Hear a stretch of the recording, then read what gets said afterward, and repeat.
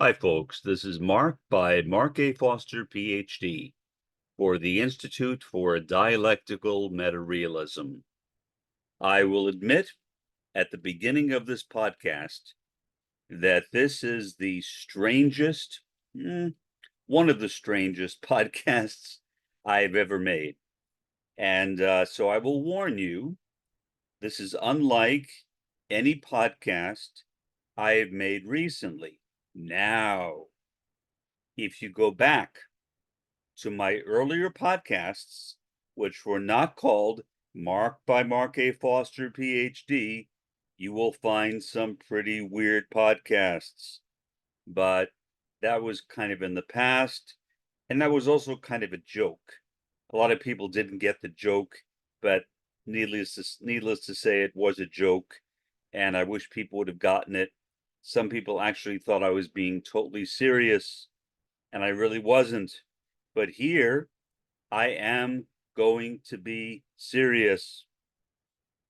And please don't be frightened. Please don't adjust your television sets. What is that from? Not Night Gallery or Twilight Zone. The Outer Limits. The Outer Limits. Yeah, please don't adjust your television sets. Nothing is wrong with your transmission. But yes, this will be a rather odd podcast. And so I'm warning you in advance.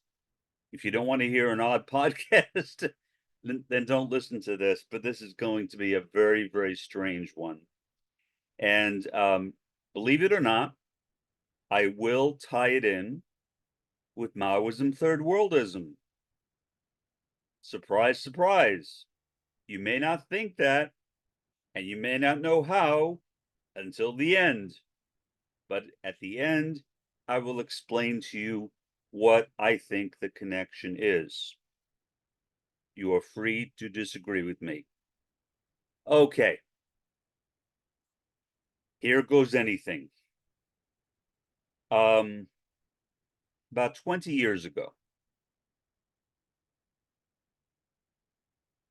Well, let's go back further than that. I was born an autistic. As an autistic, I literally had no empathy, or as I prefer to call it, intersubjectivity, using Edmund Husserl's term. I had no love. I did not love anybody. I'm not even sure if I loved myself. I was worried about myself. But did I genuinely love myself? I don't think so. I really don't think so. Because I didn't know what love was. I couldn't experience it. I had no ability to empathize with the feelings of others. And so consequently, I would sometimes make some unintentional gaffes. They were gaffes, but often they came across as offensive. And no, I will not give you an example. Just take my word for it. They were gaffes. And I regretted having said them almost immediately after saying them, or at least within a few hours after I realized what I had just said. But you can't go back and change what you said. So I was stuck with it. And I would sometimes go by and apologize to the person, but not usually, because I was so embarrassed about what I had said that I didn't know how to apologize. But people thought of me as a human robot. That is genuinely how people thought of me. This one person, and I won't mention her name even though she's long deceased, but her daughter is still around. She once called me a human computer. Um, at least once, maybe more than once. Now, she was not trying to offend me. She was saying that to me out of a feeling that she was giving me a compliment. She was complimenting me on my memory, on my acumen, on my ability to deduct things, all of those things which I still have, although I don't express them as often as I did. I expressed them back then a lot, mostly because I had nothing else to fall back on. That was it. I had no real friends. Unless you want to call people who beat you up friends. They were not friends. I was beaten up practically every school day of my childhood until I reached the age of about 15 or 16. It was not pleasant. And a lot of it was because I literally would miss what people were saying. I walked around with this old, beaten up pouch that I think I got when I was buying my bicycle. I bicycled with a couple of people. I guess they were friends, I don't know, from New York to Chicago, or almost to Chicago. There were some glitches along the way, mostly with my bike. The derailleurs kept on breaking. So I ended up not being able to go the entire way myself. I ended up having to stop when we were almost to Chicago and take a Greyhound bus the rest of the way with my bike underneath the bus. Well, okay. I am procrastinating because I really am trying to avoid telling you this story. I admit that. Not having empathy was really, really hard. Being an autistic is very, very hard. It is why I am not a part of the so-called neurodiversity or anti-cure movement, because I remember. I remember. So people who say that autism is simply a different way of living or a different way of being, I listen to them respectfully, but I can't understand what they are saying. If autism is a different way of being or living, it is a really lousy one. A really lousy one. I would not wish it on anyone, especially the lack of empathy. I recall one time I was sitting, I believe I was sitting at the dining room table, and the thought occurred to me that I did not love anyone, and I couldn't figure out why. I was depressed for a long time after that. Well, I don't mean days, I mean hours. But still, I was depressed for a long time after that. Okay, so here is the actual story. And again, it is an odd story. I was asleep in my bed. This was about, I should have written down the date, but I didn't, but about 20 years ago, roughly. And I felt two knocks against my bed, the side of my bed. And then I heard the sound, uh-oh, like that, uh-oh. I can't do a feminine voice, but it was a feminine voice. but that's as best I can do. But oh, just like that. And obviously, it woke me up. And so I was kind of dazed and confused. But then I looked at the foot of my bed. And there she was, a being whom I call the Maiden. And there is a reason why I call her the Maiden, but that I will not get into right now. She was right there. Right there. Her body was humanoid shaped, but her face was not human. She looked like her face had multiple colors on it, or something like that. Maybe scales to an extent, but not really scales. I don't want people confusing this with the conspiracy theory of reptoid aliens. That's not what this is. She was not an alien. But, and I don't believe in alien abductions anyway, so you're not going to get that from me. But regardless, there she was.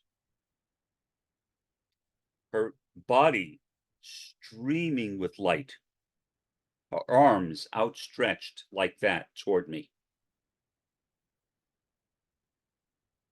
Every part of her body, including her face on and off, was filled with light. I could not detect whether she was smiling, or if I could detect it, I don't recall. But there she was, standing there.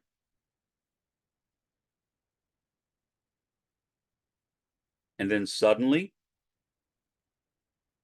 she was gone. And for some unknown reason, I thought to myself, should I go back to bed? What a stupid thing to think of. How in the world could I possibly even consider that possibility after what just happened? I immediately realized I could not go back to bed. So, what did I do? I got up.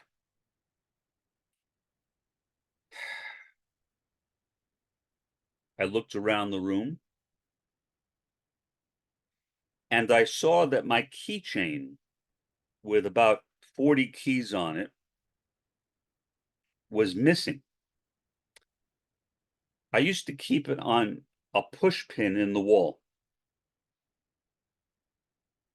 but it was not there. Ordinarily, I would have been in a state of panic, but I was so exhilarated by that experience. I felt nothing but happiness.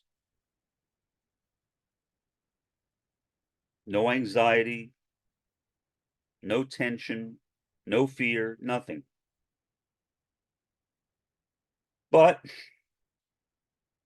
I looked around the room, couldn't find the keys. Checked my pockets, my pants pockets from the previous day. No keys. I checked in front of the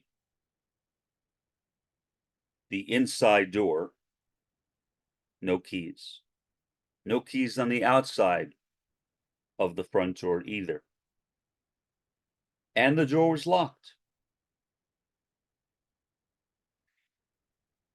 And it was bolted, which I didn't know what to make of. I guess, first of all, I don't know how the entity could have gotten in because it was bolted the night before. I always kept it bolted. But I could conceive how perhaps the entity could have taken the keys, shut the door, and then bolted them from the outside. That was a possibility. But my thinking was so muddled. I really could not make any sense out of it. And yet I was extremely happy and extremely relaxed. And I thought to myself, why do I feel this way? And in a moment, I realized that for the first time in my life, I had empathy. I had love. I had compassion.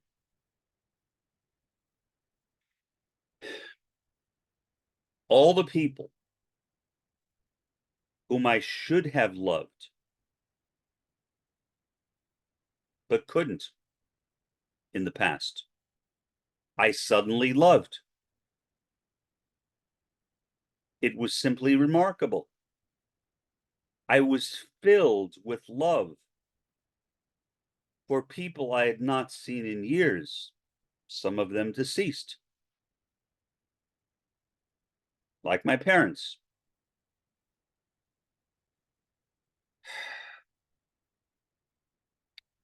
But it was a strange love. It was love combined with sorrow and regret. I guess the sorrow and regret were for all the missed opportunities I had to express empathy or love for people. When I was a kid, I could not look somebody directly in the eyes. If I did, it was like looking at the sun. Talk about a lack of empathy. I could not connect with somebody so much as looking at them in the eyes. Now, all of a sudden, I saw this being of light at the foot of my bed, and I was filled with empathy, an emotion I literally had never experienced. Like many autistics, mostly male autistics, I didn't even know what empathy was. Had no concept of it. No idea at all. I mean, I could define the word using the dictionary definition, but experientially, no, I had no idea what it was. So what did I do? Well, I got dressed, went downstairs and talked with my friend, the property manager named Dana. Very good friend of mine. Even though I'm living here in Texas now, we are still good friends. She's a very nice person, very nice woman. And I told her exactly the same story that I told you. Now, she knew I was autistic, but I never, I mean, I had to tell somebody. I literally had to tell somebody. And she was right there. She was the only person I could think of to say this to. So I did. Somewhat reluctantly, I guess. I wondered how she would react. She actually didn't react at all. She kept a straight face throughout the entire story. Then she said, "Mark, you need to call the police." And I said, "Dana, I can call the police. They'll put me in a straitjacket." And she said, "No, don't tell them the story. Just say that your keys were stolen." I said, "That makes sense. Thank you very much, Dana. Thank you." So I did that. A guy named Steve came by, Officer Steve. I forget his last name. I just remember his first name, Steve. So Steve came by. Initially, he was very professional, kind of not cool in a cruel way, but just cool in a very professional way. Until he asked me if my car was taken. And I made a joke. And I said, anybody who would take my car would have to be really, really desperate. And he cracked up laughing. Then the rest of the conversation was very, very relaxed. He photographed my apartment. This is in Olathe, Kansas, a suburb of Kansas City. And he left. Of course, I still didn't have the keys. It was odd. Fortunately, I had a duplicate set of keys, which had the car key on it. And I was able to get another key to my apartment from Dana. So that part of it worked out. Getting into my office at the college, well, I had to request another key to my office, which I got right away.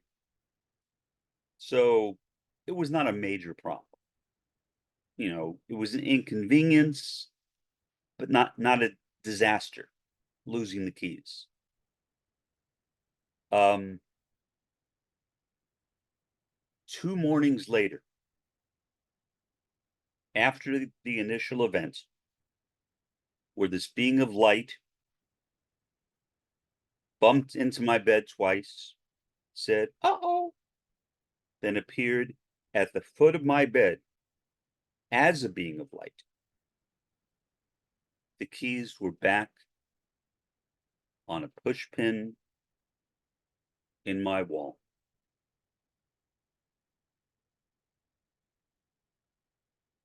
I mean, that's kind of unimaginable. I don't know how that happened. At the time, I tried to think about who this being was, and then I got an intimation that it was a being whom I had always referred to as the Maiden.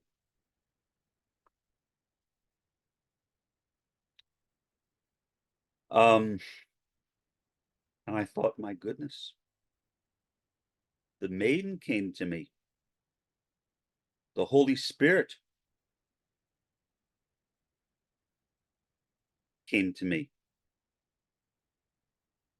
The Maiden is a being. The Holy Spirit is a being, not an amorphous force or power. Till this day, the Maiden is always on my left side, leaning on my left shoulder. Whenever I ask her for something before I go to bed, I have the answer for it almost always in the morning. when I wake up. Sometimes it's in a dream, and sometimes it's after I wake up. Or sometimes it starts in a dream and the dream continues into my waking self. Very, very, very odd. But the oddest part of it all is perhaps not the experience itself, but what people began telling me after the experience. Mark, what happened to you? I said, what was that? I don't know. What do you mean, what happened to me? I said, are you Mark Foster? Yes. No, you're not. Those are the kinds of responses I got from people, reactions I got from people. People were constantly telling me that I was not the same person as I was before. Within a few years, I lost a number of my friends, and I realized that, like many autistics, I had a lot of friends, not all of them, but a lot of friends who were only friends with me because they could use me. Autistics are commonly very passive and not entirely in touch with the world. And so we make very easy targets for people who are very manipulative. When people realized that I was onto them, that they could no longer manipulate me, that was the end of it. So several, 5, 6 of my friends were gone, just gone. Entirely as a result of the fact that I had changed. And obviously they had no idea of what to make of me or something. They did not know how to relate to me. Other people, including my now estranged sister, see, happened with her too, told me that I was not the same person, that something had changed. Now, was I aware of it? Not entirely. I mean, I felt like the same person. I felt like I was still Mark. But I also knew that I was now Mark with love and empathy. And so I could relate to people on a level that I could not relate to them before. They would talk to me. I would immediately understand what they were saying, which was not true in the past. Immediately. Immediately. I would respond to them coherently.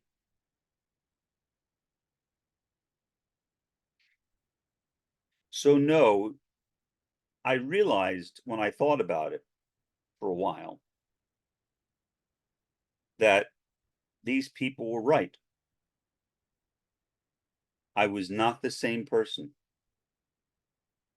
And for whatever reason, there were some people who did not like the new me. And I assume, as I said,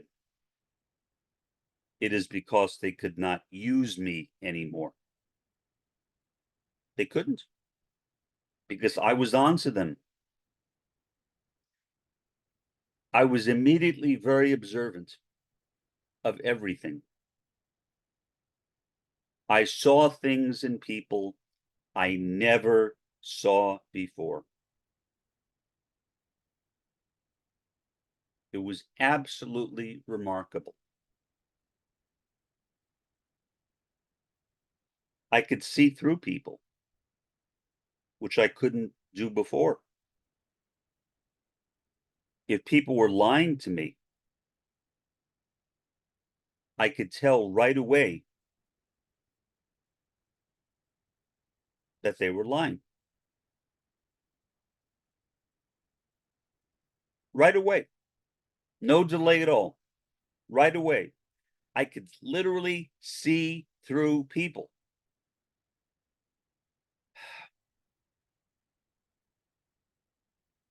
That was not entirely pleasant. I mean, in some ways, as the expression goes, ignorance is bliss. So in a way, being used and not knowing it was more comfortable than being used and knowing it.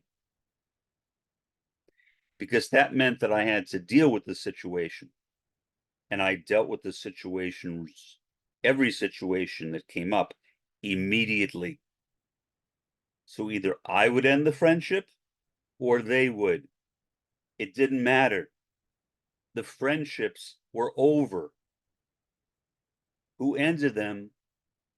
And again, I'm talking about 20 years ago. This is 20 years ago. It didn't matter.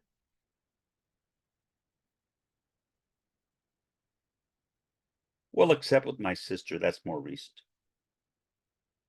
And that I don't entirely understand, except for her own diagnosed borderline personality disorder, possibly intersecting with my autism, possibly intersecting with my angelic experience with this Maiden, Holy Spirit being. But I don't know what to make of it. All I know is that my life in 2024 is not the same as it was prior to 2004. Not the same. I am literally not the same person as I was back then. I'm certainly not the same person as I was growing up, when I was totally clueless about everyone, and I was beaten up practically every school day of my childhood until I turned around 15 or 16 years old. Is that unusual? Not for autistics. Not for autistics. Now, does that mean I am no longer autistic? No, I don't think so. I don't think so at all. Autism is a neurological condition. It's a developmental disorder. The three developmental disorders I am aware of are ASD, autism spectrum disorder, ADHD, attention deficit hyperactivity disorder, and mental retardation or intellectual disabilities. And so, no, I'm still autistic. And there are things in my life that happen which tell me or remind me that I am, because I still make some mistakes, the kinds of mistakes that autistics make, basically miscommunication, saying the wrong thing at the wrong time. I still do that. I did that as a kid as well. So the fact that I still do that now tells me that I'm still autistic. But the most painful aspect of autism for me, I'm not saying that's true for everyone on the spectrum, but for me, was the lack of empathy. And now, that empathy is back.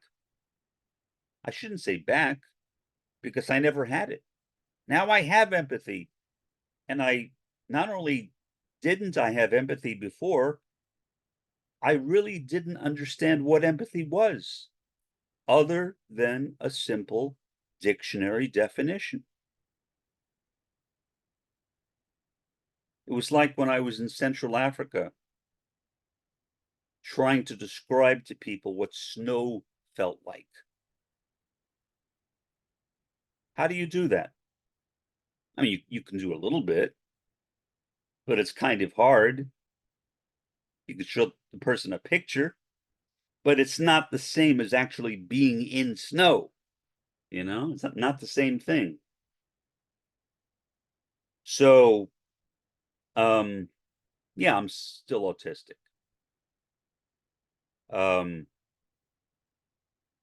But I'm an autistic with empathy, the term that I use for that, as a Marxist, is an emancipated autist or an emancipated autistic, either one. Because I feel as though I have literally been emancipated from autism. Now, does that have anything to do with capitalism? I don't think so. I don't think so. I think it was entirely that experience with that being of light, one of the Holy Spirits, who appeared at my bed, a magnificent female, but not a human being. Okay. When I get to this point in the story, I always find it difficult to continue. So rather than struggle with that, let me tell you how I think this relates to Maoism, third worldism. For me. And I assume it is only for me.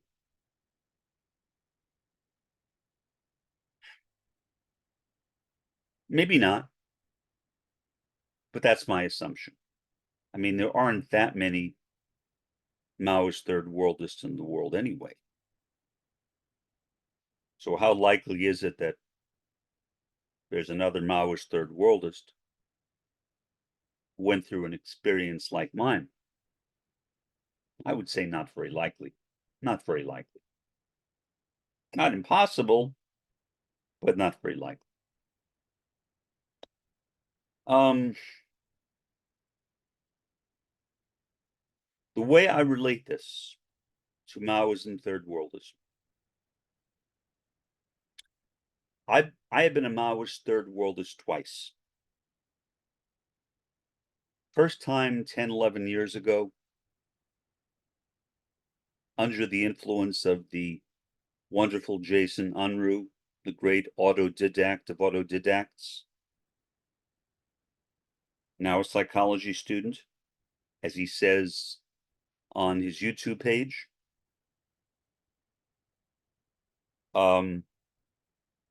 Second time also under the influence of Jason, but also under the influence of Red Pagan Nicole,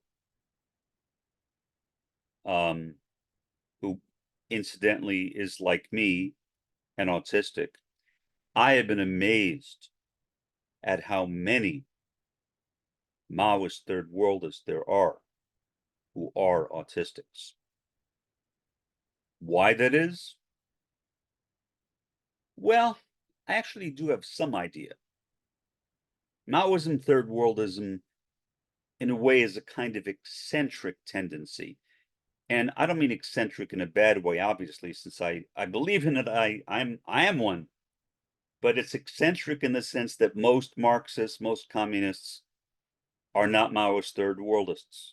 So it's an unusual tendency. Maybe that's better than eccentric. And autistics tend to be attracted to eccentric things. I know I always have been. That's the story of my life.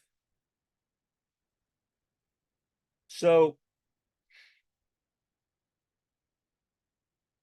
having this empathy, which I never had before in my life, is, I think, what enabled me to become a Maoist third worldist both times around. It gave me a sense of empathy for the third world. Now, could I have become a Maoist third worldist anyway? Perhaps. Autistics generally have a strong sense of justice and injustice. So possibly based upon that, possibly. But I think that the empathy is really what did it. That's what did it. Because I began feeling so much love for people I have ever known, people I've never known. So much love,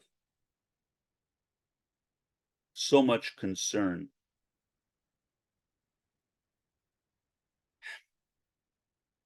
Like for people in Gaza. I love all the people of Gaza. That is a truthful, accurate statement. That's no exaggeration. When I say I love all the people of Gaza, I mean that I love all the people of Gaza. To my knowledge, I've only met one person from Gaza. That was my former dentist when I was in Kansas. She was born and raised in Gaza, then came to the US as a young adult, but still proudly referred to herself as a Palestinian. So she's the only person I've known that, as far as I know, that is Gazan.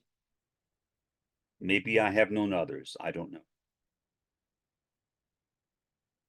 But I can't know everyone.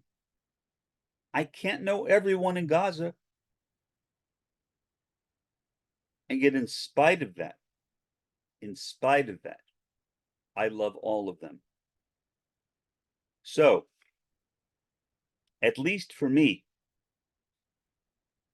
that weird experience, it is, look, if you think that I don't know it's weird, you're wrong. I know it's weird. It's weird is not even enough of a word to express it.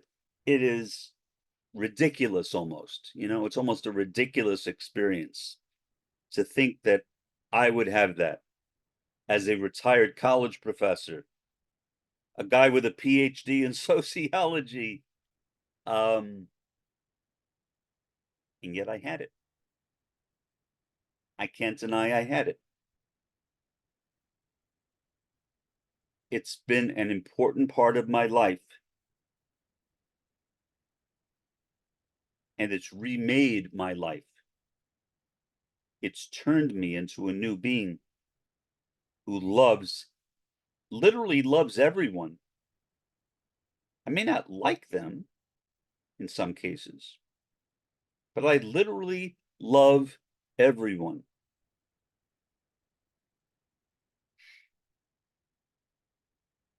I don't know if most people can relate to this, but it's like an overflowing joy, happiness, love sort of flows out of me, almost out of the top of my head and out to the rest of the world.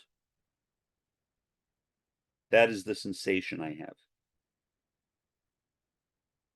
A tremendous joy, a desire to be of help, to everyone. To everyone. Now, am I always perfect? Oh, no. I'm an extremely imperfect man. Extremely imperfect. I know my imperfections more than anyone else because I am me.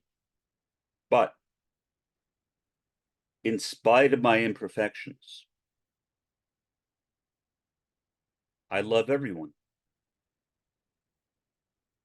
And so I think that this odd experience actually prepared me, even made it possible for me to become a Maoist, third worldist, or as I often call it, a socialist from below third worldist. Same thing.